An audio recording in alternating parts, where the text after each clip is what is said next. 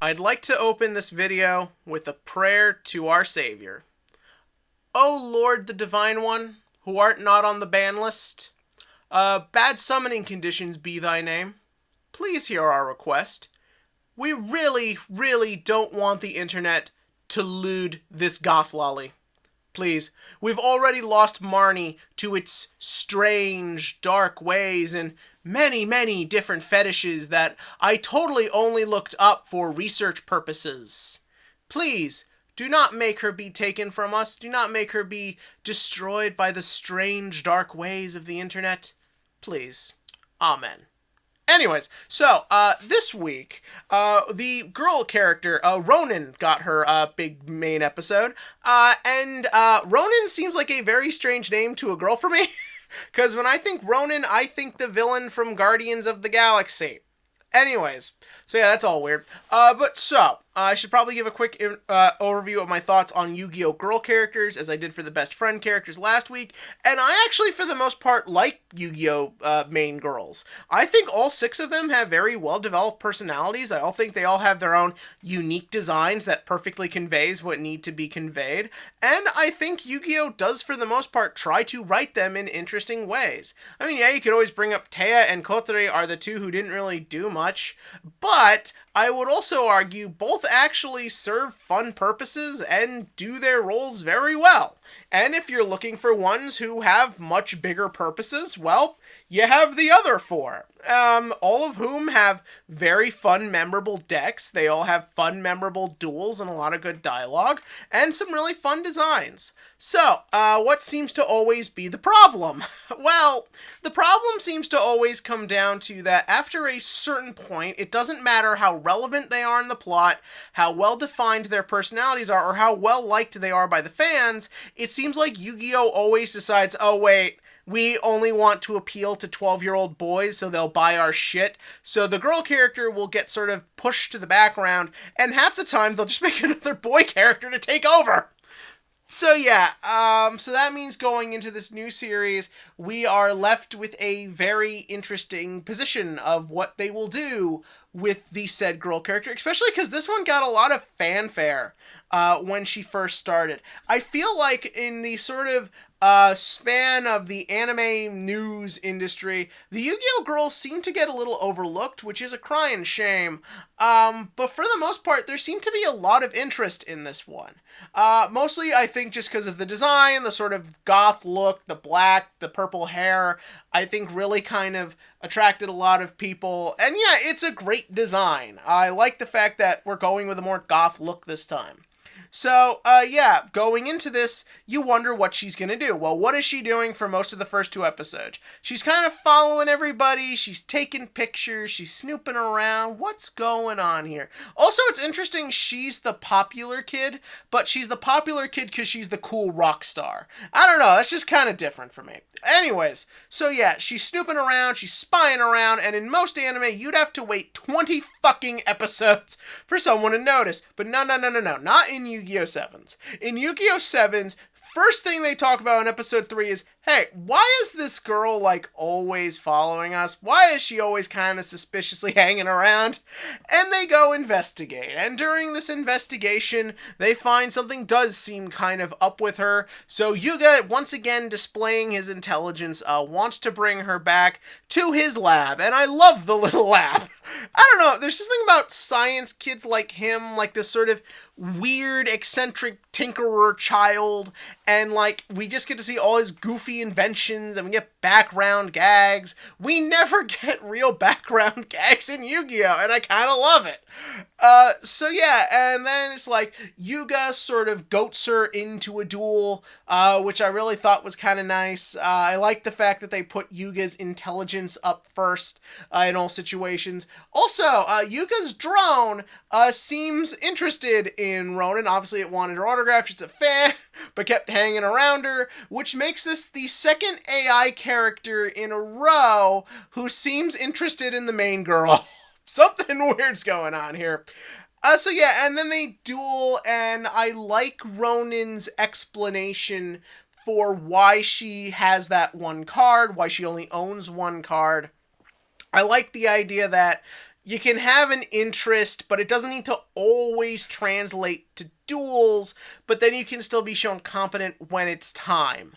Like, she obviously will probably have duels in the future and develop a deck as the story progresses, but I think it's sort of a nice starting off point, showing like she's talented and she has the ability, just not kind of really the interest. And I also like the idea that the card is just a card that the rock singer she looks up to liked. That's it. Like, it doesn't really serve any bigger purpose. I like that cards in this show are just cards that characters like.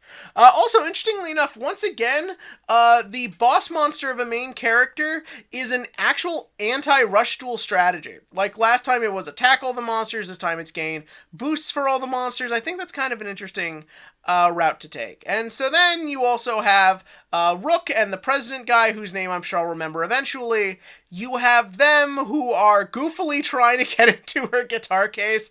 Oh god, I don't know why, that was funny to me. Like, just that whole gimmick was just kind of good, because again, like I said, we've never gotten real background gags in Yu-Gi-Oh! Like it or not, this is the advantage to the simpler character designs.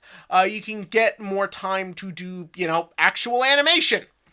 So yeah, and then the duel's over, and they look in the case, and it's just a guitar, and they all have a fun chemistry moment, and it's good, it's nice, it's happy. Is everyone who didn't watch the episode gone now? Okay, go watch the episode, because that last 30 seconds, that last stinger, you need to see for yourself, and I think even knowing it's there is a problem.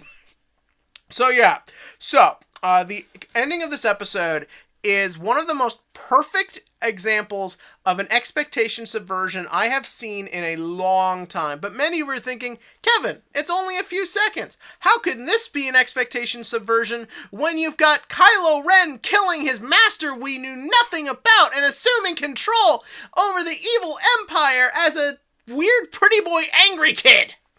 Well, let's talk about this, shall we? So, Last Jedi obviously has been the big example people debate over if expectation subversion was used well. I personally think no, a lot of people think yes, that's fine. But if we're talking about the differences here, I think these are two examples that really bring up the differences very well. So, in the case of, say, Star Wars, it just kind of throws this crap at you and just expects you to be fine with it. But here, it's like they knew, well, not like, when you have someone taking pictures and spying on somebody, you assume they're a spy. When you have all these scenes of Ronan spying on everybody, it therefore naturally makes the viewer think they are a spy. That is conveyed through the visual language of the show. Then in this episode, the visual language is used differently. Here, we see the visual language being Rook's fantasies about what Ronan is like. The point of these fantasies is to tell you that the idea that she is a spy is ridiculous. It's goofy, it's stupid, you were silly forever thinking it. Ronan's an 11-year-old girl, what could she possibly be up to? She's just a normal kid who's maybe just a bit more quiet than everyone else. So, naturally, you would then assume whatever she's taking pictures for is just due to her own character growth, and be done with it. Then, in that last 30 seconds, in that last moment of the episode, after Ronan had a bonding moment with our other three guys, after she had a duel, after all these little moments to get you to think she's just another member of the crew, we see what is presumably our main rival, looking over Ronan's pictures and seeing Yugioh, and is taking an interest in Yugioh because of the information from Ronan. Now, what is the rival's connection to Ronan? What is his connection to Gora? We don't know, and in that moment, it honestly doesn't matter. Will Ronan turn out to be a villain? Probably not. But the reason this works is that they successfully got rid of one idea of what was going on in your head, replaced it with another, and then brought it back seamlessly. This is actually really good writing, and by making it the ending stinger, it leaves you on the note of who is Ronan, what is she up to, what is her involvement in all of this, who is this rival, what's he got going on, what is his involvement. It is quick, it is simple, it is to the point, and it is based on stuff the story was building to and crafted to get you to that position. It's not just Big shocker. It's here's a thing that makes sense. Here's a thing that when you go over it was done correctly. And I am truly in love with that. And my hat's off to you for Yu-Gi-Oh! 7s for doing something really clever and doing something really interesting with your leading lady. Besides all the weird, almost sort of fan servicey shots of her in the opening. That's kind of weird. Anyways, so yeah, give me your thoughts to that below. Am I reading too much into this? Do you like Ronan? Please just don't go into any creepy stuff about the main girls. Look, we all want to do stuff to Aki's tits, but this is a safe family Christian channel, so we will keep it to that. You fucking understand me, bitches? Anyways, so, TCG question of the week. Kind of hard to talk about much. So, I don't know if any of you guys follow the secondary market, but there's been a lot of really crazy buyouts. Just from what I've been seeing from Robbie Cole and John Moore, it seems like people are kind of going nuts with what they're spending their $1,200 on. I personally am avoiding this. I got my hero deck. I don't see it getting taken away anytime soon. But have you partaken in any Yu-Gi-Oh! Buys, or are you seeing this as a good time to either save your money for a Code of the Duelist or Eternity Code, or are you just kind of waiting for that one like special card you've been waiting for to just dip a little bit more? This is a judgment-free zone. All opinions are valid. So yeah, tell me about that below. And as always, click to like, click to subscribe, and remember to pray to your god, Divine Neos, every night, so that way we can keep this little girl safe. It's too late, I know, but I'm holding on to my fantasy.